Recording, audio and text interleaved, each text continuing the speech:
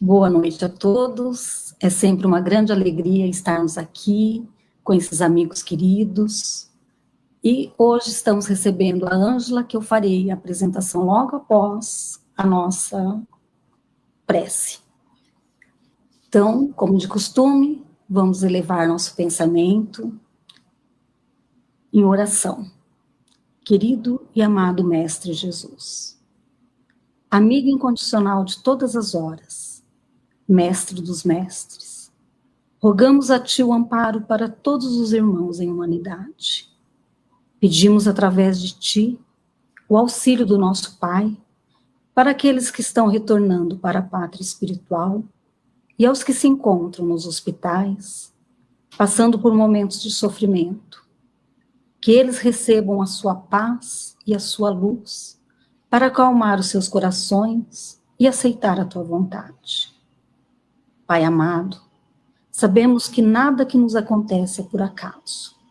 E assim, certo do seu amor para com todos os seus filhos, pedimos a proteção de Jesus e dos bons espíritos para todos nós. Que o seu amor possa chegar a todos os lares que aqui estão representados nesta noite. E também a nossa casa de oração. Pedimos a intuição do alto para nossa irmã Ângela, que as suas palavras possam aliviar a todos os corações presentes.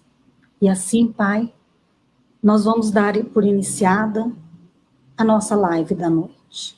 Que assim seja.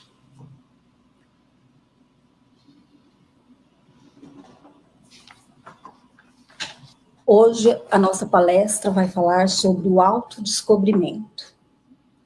Ângela Mate Dutra da Silva é evangelizadora, coordenadora de grupos de estudos da doutrina espírita, expositora espírita, presidente do Centro Espírita Amor e Perseverança da cidade de Medianeira e presidente da 13ª União Regional Espírita pela Federação Espírita do Paraná.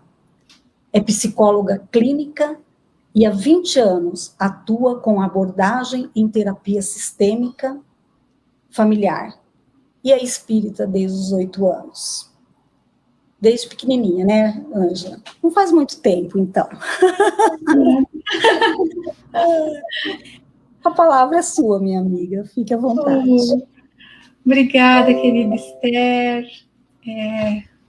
Ao Ailito, a nossa gratidão, o nosso abraço, inicialmente pela bondade e pela generosidade do convite. Para nós é uma alegria muito grande estar com vocês nessa noite.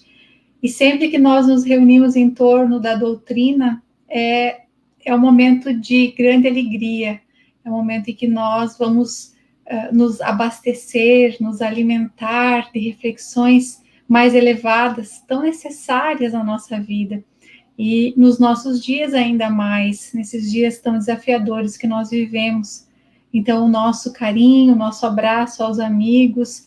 E hoje, então, nós elegemos como reflexão, como proposta para a nossa reflexão, uma das propostas, uma das obras que a benfeitora Joana de Ângeles, pela psicografia singular do nosso querido Divaldo Franco, nos traz numa das obras que compõem a série psicológica Joana de Ângeles, que lá no seu livro sexto, que ela intitula Autodescobrimento, uma busca interior. Esta é a obra que nos serviu de reflexão para essa noite, especificamente falando da sua introdução, que Joana psicografa em novembro de 1994.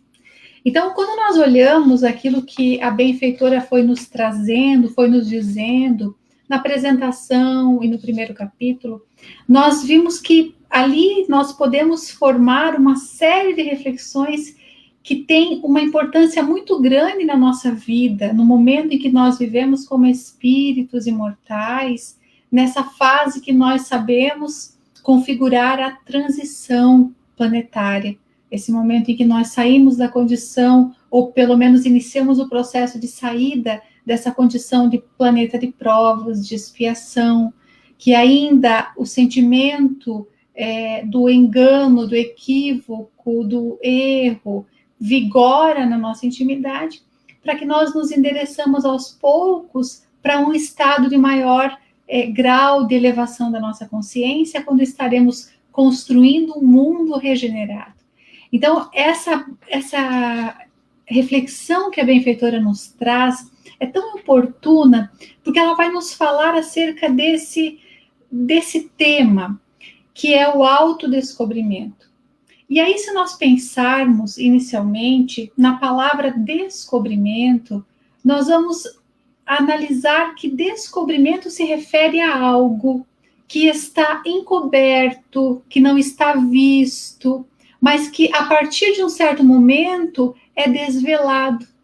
Então, assim, se nós pensarmos ao longo da história, que quando se buscavam outros continentes, quando se buscavam outros lugares, e se caracterizava, então, o descobrimento de uma nova terra. E ali se construíam vidas, se expandia a vivência humana. Então, nós tivemos aí, como, por exemplo, o descobrimento das Américas. Mais adiante, quando nós pensamos na ideia de descobrimento como aquilo que ninguém tinha visto, e num determinado momento é identificado. E aí nós temos, por exemplo, a descoberta da penicilina por Fleming. Quando nós vamos pensando essa ideia de descobrimento, de descoberta, nós vamos construindo essa referência de que esse descobrir muitas vezes está ligado a uma espécie de tropismo, uma espécie de energia que nos atrai para algo. E quando a benfeitora constrói essa obra, ela inicia dizendo que os grandes pensadores, os eminentes pensadores, dentre eles psiquiatras, psicólogos, humanistas, quando começaram a ampliar a visão acerca do ser humano, saindo apenas da ideia daquele ser humano que era formado por um amontoado de células, que tinha um corpo moldado por sistemas, por um sistema nervoso central, e que a partir dali fundava um psiquismo, que antes desses psiquiatras, que antes desses psicólogos que já viam além, viam o ser humano como um ser eminentemente possuidor de uma alma, de algo além, ela vai nos dizer que antes disso se imaginava que os bilhões de anos que a natureza levou para constituir, por exemplo, todo esse aglomerado, toda essa junção de células formando esses nossos sistemas, formando a perfeição dos nossos órgãos, ela nos diz que aqueles positivistas, materialistas, inferiam, por exemplo, que o psiquismo, que a mente era uma produção do corpo, que era uma consequência e não que ela pré-existia.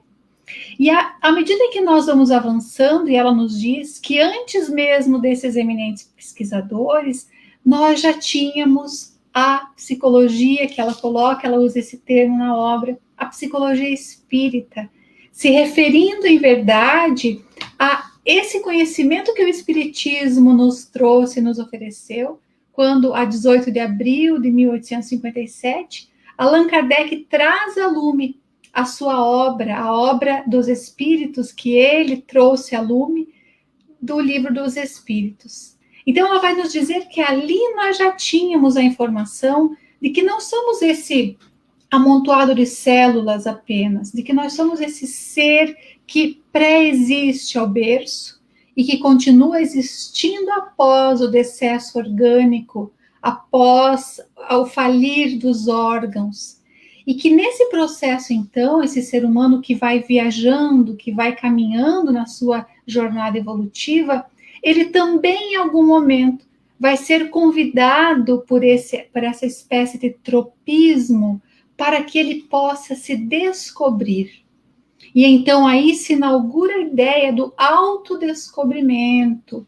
E esse processo do autodescobrimento, se nós imaginarmos como se dá isso, porque se nós pensamos na ideia de um descobrimento de algo, por exemplo, o momento em que se descobriu como se produzia o fogo, lá em Priscas Eras. Quando nós vemos essa ideia, nós vemos algo sempre fora, uma descoberta fora de nós.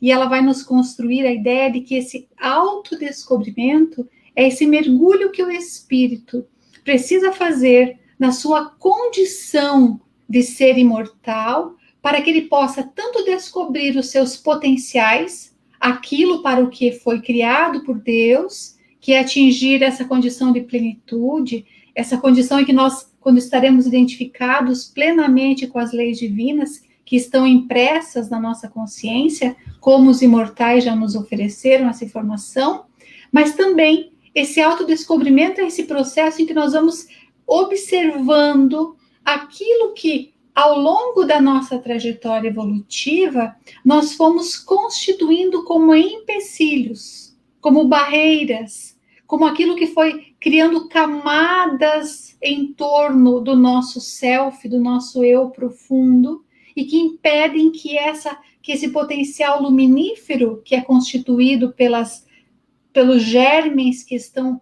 adormecidos na nossa consciência, que possam se expandir. Então, o autodescobrimento tem essa dupla visão. Ao mesmo tempo, descobrindo o nosso potencial e o desenvolvendo, aquilo para o que fomos criados. Mas, por outro lado, tendo que identificar aquelas barreiras que nós mesmos já configuramos, já construímos, à medida em que fomos utilizando o nosso livre-arbítrio. À medida em que fomos diante da lei de liberdade, que é uma das leis morais que regem a vida, quando nós fomos fazendo escolhas que não necessariamente elevavam a nossa consciência, que não necessariamente nos convidavam ou nos levavam a esse encontro com as divinas leis. E então nós criamos uma série de empecilhos que precisaremos agora refazer, reorganizar. E a benfeitora, então, à medida em que ela vai avançando nesse processo, diz ela que à medida em que nós fomos criando ideias equivocadas acerca da vida, porque se pensarmos que a concepção materialista da vida ofereceu ao longo da nossa evolução uma série de ideias, uma série de propostas que ainda vigoram e norteiam imensamente as escolhas humanas. Ainda nós estamos profundamente marcados por escolhas que nos veem e nos consideram apenas como um ser material. Tanto é que grande parte das escolhas humanas das vidas são baseadas apenas em dar conta da nossa subsistência. Então é assim que o ser humano passa desde que ele nasce, desde que ele reencarna, ele vai de tal forma se identificando com a sua vida na matéria, que ele passa a entender que o fim último da vida é apenas dar conta das necessidades materiais, por exemplo, do que se alimentar, do que vestir, de onde habitar. E aí ele vai em busca de experiências, de ferramentas que atendam a esse princípio, que atendam a esse sentido. Mas, quando nós já fomos informados de que estamos aqui como espíritos que reencarnamos, que nos matriculamos nessa escola terrena, visando esse encontro com as leis divinas, nós já não podemos mais fazer esse reducionismo que a benfeitora fala, para que nós possamos nos identificar com apenas as buscas humanas do terra a terra.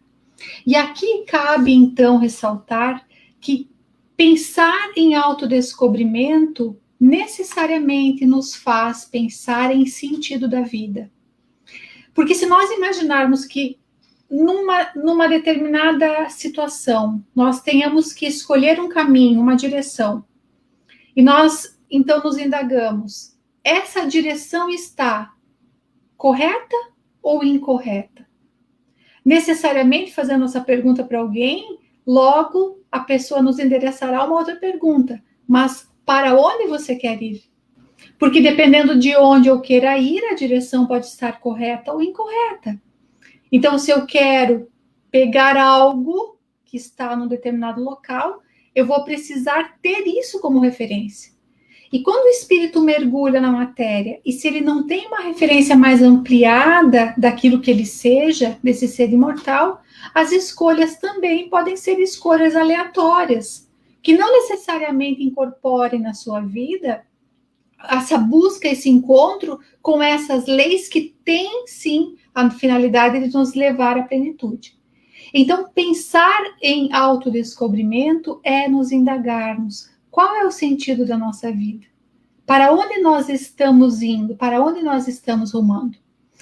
Se pensarmos na própria formação escolar, se nós pensarmos em como normalmente as escolas, hoje já com algumas exceções, mas como elas moldam um currículo, ou como nós, como pais, quando falamos ou quando dizemos a um filho, por exemplo, que ele deve estudar para ser alguém. Essa frase, essa ideia é muito comum, muito recorrente, que inclusive nós encontramos algumas falas muito interessantes nas próprias redes sociais, que nos fazem essa reflexão de que mergulhamos na matéria e então, a partir desse momento, vamos precisar de algumas ferramentas para atingir alguns objetivos. E uma das ferramentas é, por exemplo, o estudo, que nos levará a ter uma formação acadêmica, uma formação que nos possibilitará ter uma profissão para daí sermos alguém.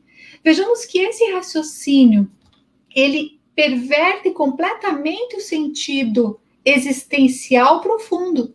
Esse sentido que nos é proposto quando nós sabemos que somos espíritos imortais.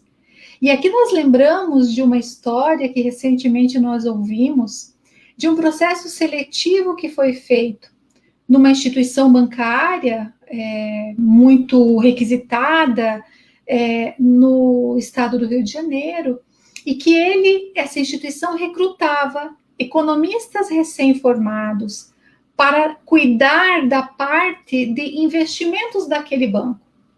E então ali aqueles recém-formados viam ali uma possibilidade muito feliz, porque como recém-formados eram o ideal que qualquer economista recém-saído da faculdade desejava, porque era uma posição que era uma oportunidade de crescimento profissional muito grande. E então eles foram levados, num certo momento, para essa instituição, e lá foram organizados numa sala, num auditório, e ali naquele processo de seleção, eles se depararam com uma situação um tanto quanto inusitada. Porque, pensando que era um processo seletivo para economistas para uma instituição bancária, logo se criou naquele imaginário daqueles candidatos que eles precisariam saber sobre bolsas, sobre matemática financeira, sobre as teorias várias da economia. Enfim, eles foram levados buscando cada um carregar consigo a maior bagagem possível para chegar lá e conseguir aquela vaga, porque a concorrência era muito grande. E quando eles chegaram naquele processo, tal não foi a surpresa que eles tiveram, porque foram retirados um a um daquele auditório e levados para uma conversa mais particularizada. E lá nessa conversa, então, foram feitas algumas perguntas para eles. Uma das perguntas foi: você poderia me falar como está constituída hoje a sua família? E como você se relaciona com seus pais, com seus irmãos? Essa pergunta logo causou um embaraço naqueles candidatos, porque ela, de maneira alguma, estaria no script daqueles que estavam se candidatando para aquela vaga naquela instituição bancária. Então, ali, muitos já se colocaram na posição de estranheza. Mas houveram outras perguntas, e a segunda foi: você poderia me apontar quantos amigos você tem hoje? Amigos que você convive, visita a casa, ajuda quando necessário, confidencia-se com ele? E também, o que você normalmente faz com eles quando vocês se encontram? Essa foi a segunda pergunta feita para esses candidatos. Mais adiante, seguem essas perguntas. E a terceira foi: você poderia me dizer quantas horas você passa na internet, nas redes sociais, vendo séries, por exemplo, todos os dias. E como você usa essas ferramentas, ou seja, que tipo de assuntos, que tipo de temas te interessam mais? Quais são as suas pesquisas mais frequentes no site, por exemplo, de pesquisas? Essas perguntas foram, de alguma maneira, criando uma espécie de constrangimento, porque aqueles que entrevistavam depois referiam que aquelas pessoas ficavam embaraçadas com aquelas perguntas, porque elas não estavam ali preparadas, elas não foram pensando que essas poderiam ser perguntas feitas para um candidato de economia numa instituição bancária, uma instituição financeira de tamanha relevância.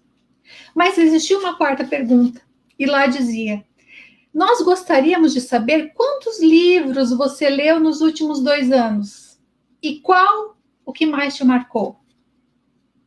E a quinta e derradeira pergunta: poderia me dizer o que fez você nas últimas férias de verão? Essa história, esse fato, porque, aliás, foi um fato, um acontecimento que se deu há não muito tempo, nos traz algumas reflexões muito importantes quando nós pensamos em autodescobrimento. Porque da mesma maneira que um acadêmico, de que um recém-formado vai para uma instituição, para uma universidade, preparar-se, formar, ter uma competência ali acadêmica para que depois ele possa exercer uma profissão.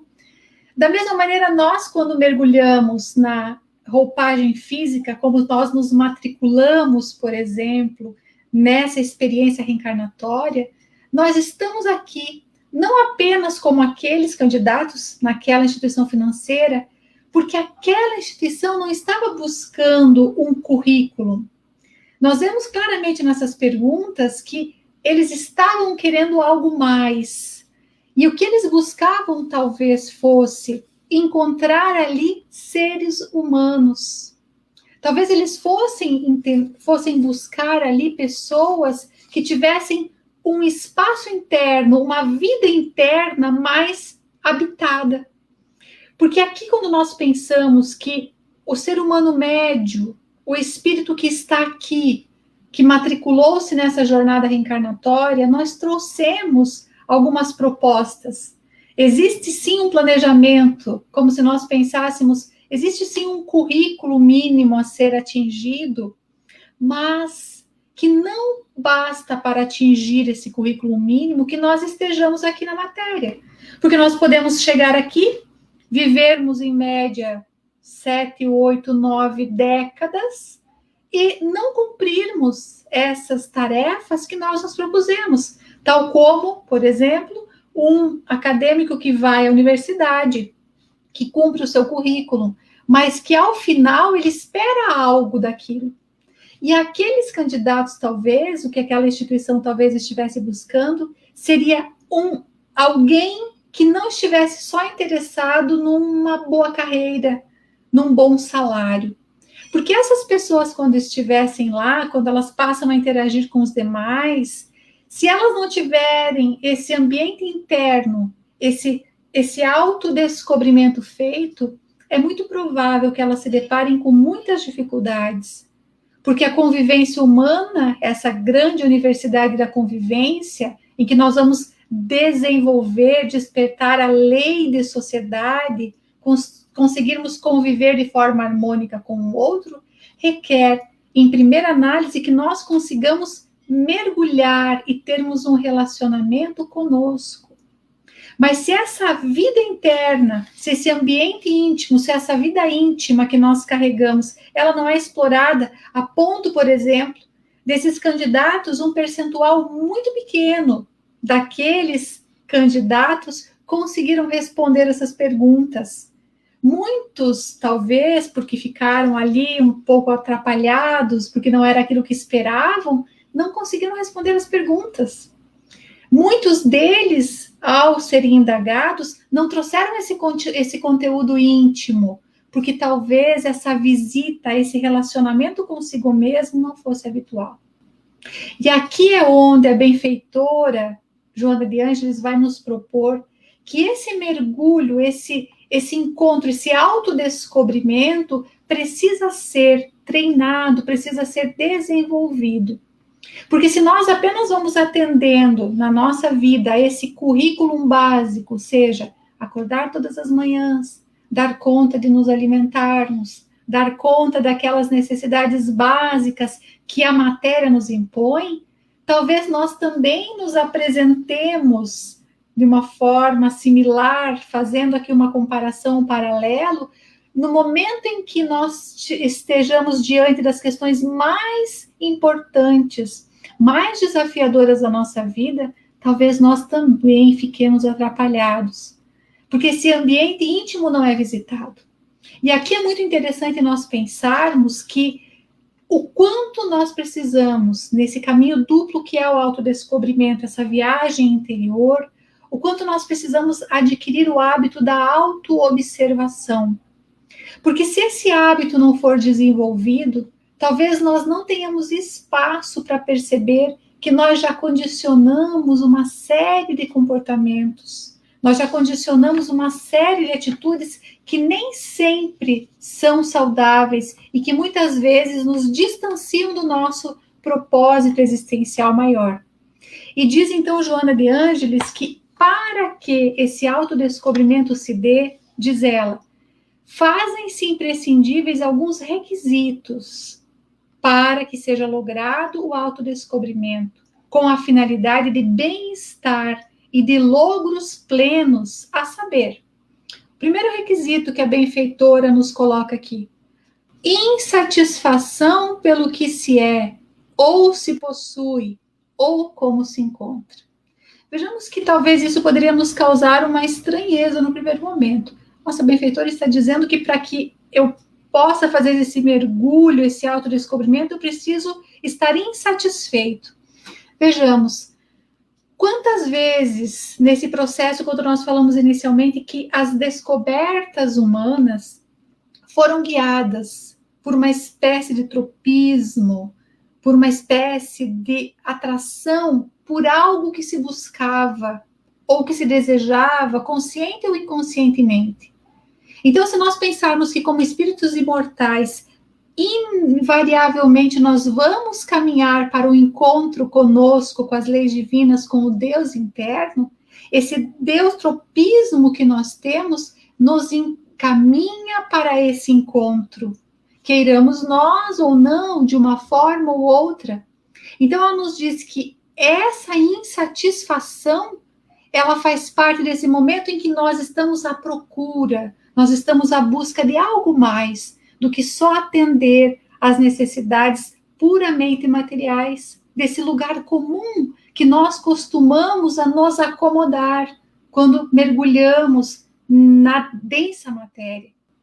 O segundo requisito, diz a benfeitora, o desejo sincero de mudança. Então, se eu estou insatisfeita com a posição que eu ocupo, com o momento, com aquilo que está acontecendo, é preciso que eu abra espaço para desejar mudar, sair daquele lugar.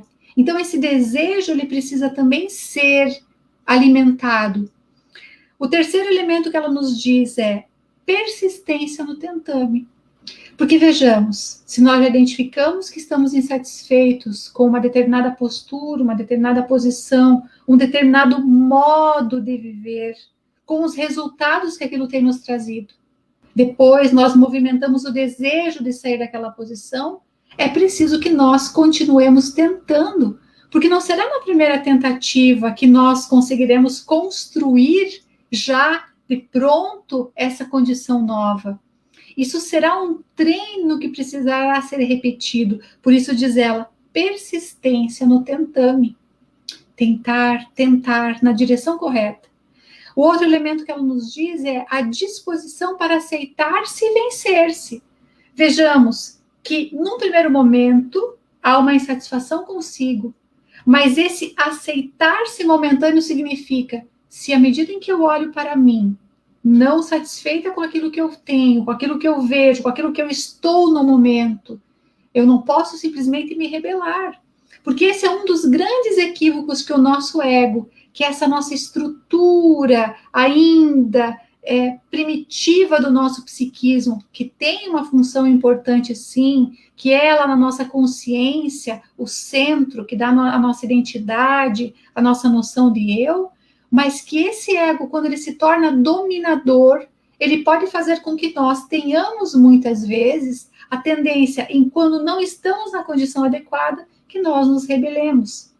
E isso, diz a benfeitora, disposição para aceitar-se e vencer-se significa dizer aceitar aquilo que está dado no momento, mas continuar tentando para se vencer. E o outro elemento, diz ela, capacidade para crescer emocionalmente. Isso, quando nós pensamos na nossa condição como seres humanos ainda muito imperfeitos, ainda muito carregados dos atavismos, nós vemos como temos dificuldade de lidar com as emoções mais básicas. Se nós pensarmos na nossa convivência diária, como é comum, como é constante e presente na nossa vida que emoções básicas, por exemplo, como a raiva, guiem a nossa conduta. Então, o momento que nós sentimos, por exemplo, uma insatisfação com algo, o momento em que nós sentimos, por exemplo, aquilo que mobiliza essa emoção básica, que tem uma função ao longo da nossa trajetória evolutiva, sim, uma função importante como todas as emoções, mas que porque ela não está integrada com o nosso raciocínio, com o nosso logicar, o nosso pensar, ela muitas vezes nos guia. E nesse processo, então, nós vamos repetindo processos de automatismos e depois eles ficam condicionados no nosso eu. E ao ficarem condicionados, nós vamos tendo cada vez mais dificuldade de superá-los. Mas diz a benfeitora, essa capacidade para crescer emocionalmente significa, primeiro, identificar que essas emoções são muito presentes, que nós temos um padrão emocional que se repete. Então, a importância de que nós nos observemos quando nós pensamos como é que eu ajo nas situações mais corriqueiras da minha vida. Quais são as emoções mais presentes que me acompanham? Esse movimento de autodescobrir-se que Joana de Ângeles nos diz, de verificar que nós temos padrões que são repetitivos e que quando identificamos esses padrões repetitivos, é preciso que nós tenhamos essa coragem interna de assumir e dizer, sim, isso é meu. Porque é muito comum nós vermos o ser humano, de uma forma geral, justificando as suas ações, as suas atitudes a partir de acontecimentos, de situações que o mundo lhes traz. Então, é a conduta de alguém, é um acontecimento fortuito, é algo que esteve ao seu redor, e nós dizemos, mas eu agi assim por conta ou por causa disto aqui, daquilo que está ali fora. E aí nós esquecemos que nesse processo de autorresponsabilização que o autodescobrimento nos dá, nos diz que, apesar da conduta do outro, sou eu quem decide, em última instância, como vou responder aquilo. Então, esse autodescobrimento significa dizer, eu preciso me responsabilizar por aquilo que eu sinto. Eu preciso me responsabilizar pelas respostas emocionais que eu dou à vida. Isso não é algo que vem de fora, que me impõe, porque senão nós estaríamos acreditando que somos seres que não têm liberdade de ação. E aí nós poderíamos muitas vezes dizer, mas é muito difícil, veja, se eu sou ofendido, ou se eu sou ferido por alguém, se eu sou magoado por alguém, sim, de fato, esses são os desafios. Mas esse caminho de autodescobrimento para construir uma autonomia, em primeiro momento emocional, psicológica e depois espiritual, passa pela necessidade de que nós tenhamos essa capacidade de nos autorresponsabilizarmos pelo que sentimos, apesar daquilo que o outro tenha porventura feito. Então, a responsabilidade do que o outro fez é dele, mas de como eu respondi emocionalmente por aquilo é minha. E isso a benfeitora vai desenhando tão bem à medida em que ela vai descrevendo nesse capítulo, porque ela nos fala que esse movimento de autodescobrimento não deve ser mais postergado. Porque nós chegamos, vejamos que estamos falando e lembramos inicialmente que a obra foi psicografada ou foi trazida em 1995.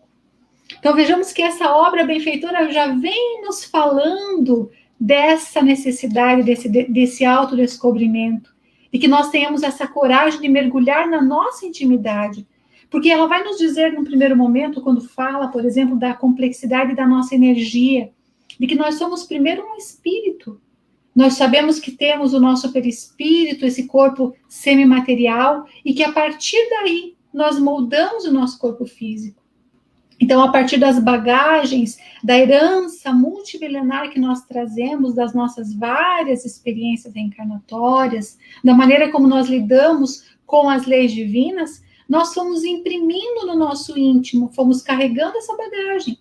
E que à medida em que nós vamos, então, criando padrões de pensamento, que já temos grandes avanços da própria ciência, que nos diz que a força mental, que aquilo que nós pensamos tem o poder de alterar, por exemplo, a própria saúde, a própria multiplicação das nossas células.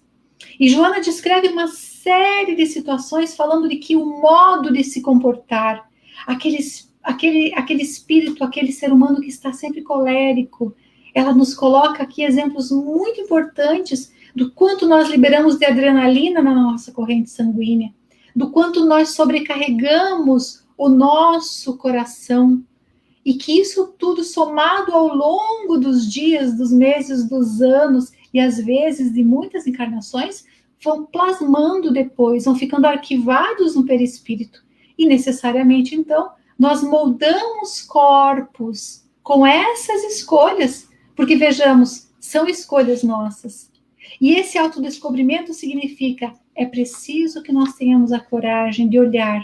Então, se nós pensarmos no dia de hoje, por exemplo, se pegarmos apenas da hora que nós levantamos pela manhã, até esse momento, 8h30, 20h30, por exemplo, quantas horas ou quantas situações ao longo das horas mobilizaram emoções, tocaram nas nossas emoções, como nós reagimos a essas emoções? Porque é preciso aqui que nós distinguamos uma questão que é, para que o nosso entendimento fique melhor, é que emoção e sentimento são coisas diferentes. As nossas emoções, elas fazem parte de heranças, de bagagens, que inclusive são responsáveis pelo fato de nós termos chegado até aqui. Então, se nós pensarmos quando vivíamos ainda sem o conforto que hoje nós temos, de estarmos protegidos numa casa, que nós temos aqui as urbes, as cidades, mas teve o tempo em que se vivia meio ao mato, em meio aos bichos, em que daqui a pouco alguém olhava e tinha uma cobra dentro da sua casa, próximo a si. Vejamos que aquele momento em que você vê aquele animal ali, que ele coloca em perigo, a emoção do medo é imediatamente acessada. E ela constrói uma série de respostas fisiológicas que não são controladas pelo indivíduo. Por quê? Porque essas respostas emocionais, elas têm a finalidade de nos colocar diante daquela ameaça, daquele perigo, para lutar ou para fugir, ou seja, enfrentar aquilo. Mas nós não fomos, ao longo do tempo, apenas ficando refém das nossas emoções.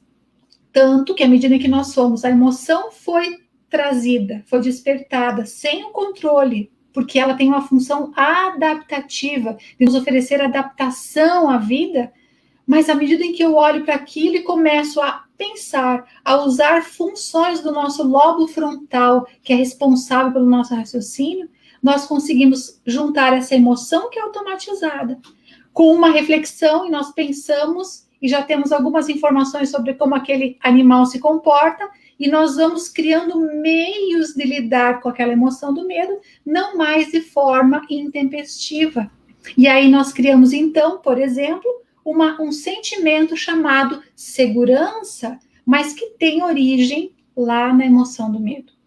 Esse exemplo é só para que nós possamos ilustrar aquilo que a benfeitora vai nos dizendo tão bem aqui, porque em algum momento a benfeitora nos diz que a transformação moral que nós desejamos, que nós buscamos para que a gente possa se identificar cada vez mais com as leis divinas, diz ela, é um fator preponderante para converter o instinto primitivo em força produtora de novas energias em vez de fomentar os distúrbios da congestão ou da inibição. Porque aqui a benfeitora vai trabalhar com essa ideia de que essas emoções, elas podem criar congestão ou inibição. Então, à medida em que nós somos tendo contato com essas emoções básicas, o medo, a tristeza, a raiva, a alegria, nós podemos ficar congestionados, ou seja, sobrecarregados dessas emoções, ou com essas emoções inibidas. E isso vai nos causar distúrbios, porque a função dessas emoções é que elas estejam em patamares de equilíbrio, e que sem o autodescobrimento, sem que nós nos olhemos, por exemplo, num dia, nesse exercício que nós podemos fazer, de acordarmos de manhã e vermos que coisas tocaram minha emoção nesse dia, como eu respondi às coisas que chegaram até mim. Isso vai nos dando informação sobre quem nós somos, sobre aquilo que carregamos no nosso íntimo, sobre o que precisa ser trabalhado. Então, é preciso que nós estejamos insatisfeitos com aquilo que nós vamos vendo, mas para que a gente possa ir fazendo movimentos constantes, contínuos, na direção correta.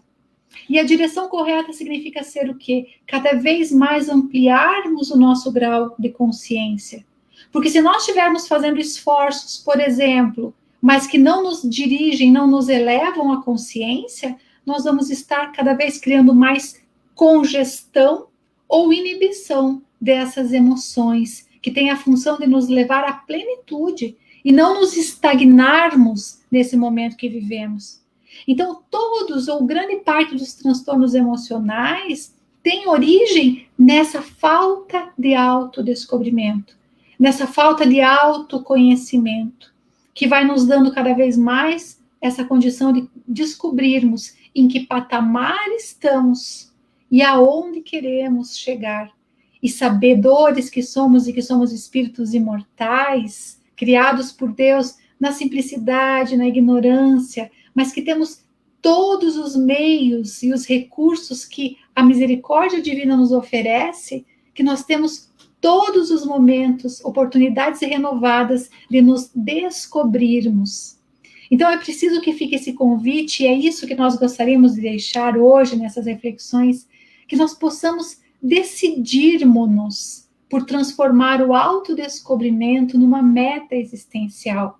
Que nós possamos ter isso como premissa de vida, para que ao longo da nossa jornada, tal qual aqueles estudantes que foram ali convidados a passar por um processo seletivo, que o nosso processo seletivo não se dará nós mostrando um currículo daquilo que nós lemos, daquilo que nós ouvimos, mas do quanto nós conseguimos transformar a nossa intimidade na direção daquilo que nos espera, que é a plenitude.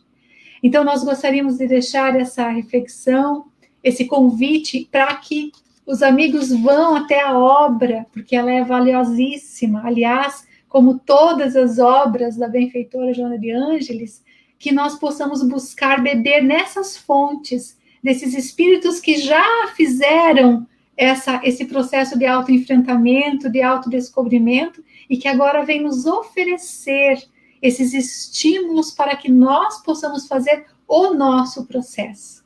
Então, mais uma vez, nós agradecemos aos queridos amigos, deixamos o nosso abraço. Muito obrigada pela oportunidade.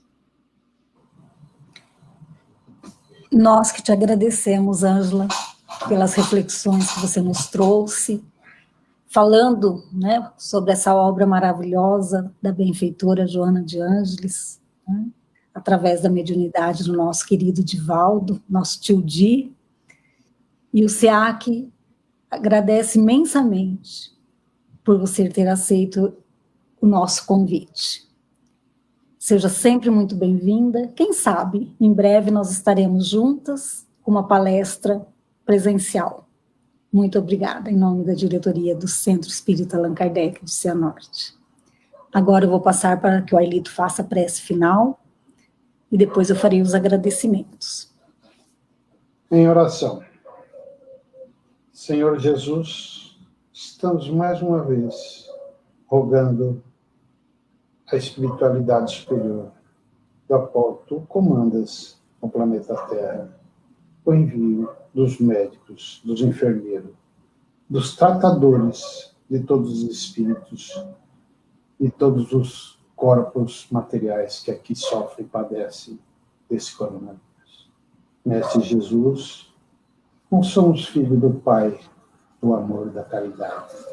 Infinita misericórdia.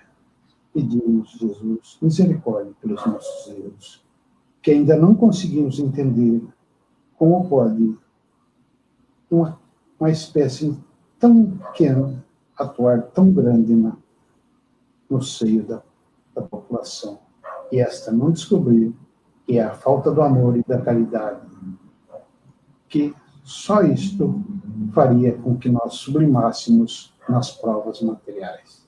Senhor Jesus, cure-nos com os medicamentos da espiritualidade, todos nós, e principalmente os que estão nos hospitais necessitados da ajuda dos medicamentos materiais e espirituais. Senhor Jesus, muito obrigado. Uma boa noite a todos. Seja.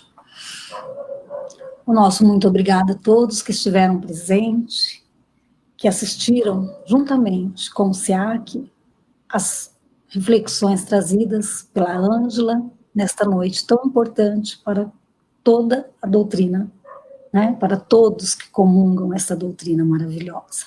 O nosso agradecimento, e fica o convite para a próxima segunda-feira estar aqui com a gente, onde nós vamos estar recebendo a Ivone Cusculi, da cidade de Maringá. Muito obrigada a todos, uma ótima semana. Fiquem com Deus.